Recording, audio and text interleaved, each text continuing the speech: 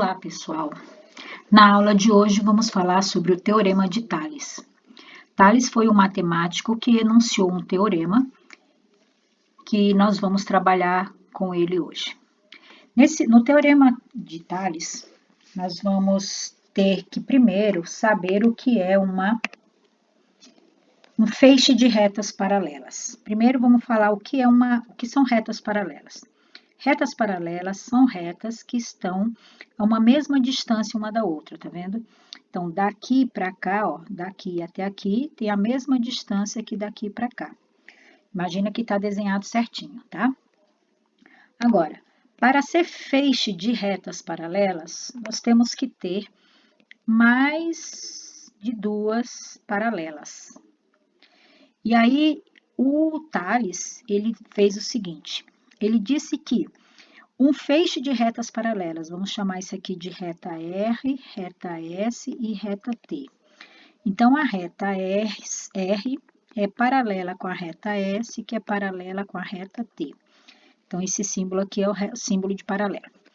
Então, ele enunciou o seguinte teorema. Um feixe de paralelas determina em duas transversais, essas retas que eu tracei aqui são transversais, determina em duas transversais segmentos que são proporcionais. Então, o que é um segmento mesmo? É um pedaço de reta. Então, um pedaço de reta que começa aqui e termina aqui, ó. Então, isso aqui é um segmento de reta, tá? Daqui para baixo é outro segmento de reta. E do outro lado nós temos também, ó, um segmento de reta e aqui um outro segmento de reta. Então, nós temos aqui, ó, quatro segmentos de reta. Quatro segmentos de reta. E por ser segmentos, tem medidas. Então, ele diz que o feixe de retas paralelas determina nas transversais segmentos proporcionais, ou seja, as medidas desses segmentos são proporcionais. O que isso significa? Significa que a gente pode colocar aqui em forma de proporção. Então, por exemplo, se esse segmento aqui mede x, esse mede y, esse mede m e esse mede n, então a gente pode montar uma proporção. Uma proporção é uma igualdade entre duas razões. E como que a gente vai montar? Assim, nessa proporção que está desse lado, nessa razão que está desse lado, nós vamos usar esses segmentos aqui. O que está em cima, você coloca em cima. O que está embaixo, você coloca embaixo. Então, vai ficar x em cima, y embaixo. Nessa outra razão, nós vamos usar esses segmentos aqui. O que está em cima, o que está embaixo, embaixo. Então, é só saber disso, tá? Vamos marcar os segmentos e montar a proporção. E aqui está falando, né? Olha, considere um feixe de retas paralelas interceptadas por duas retas transversais. Os segmentos correspondentes determinados sobre as transversais são proporcionais.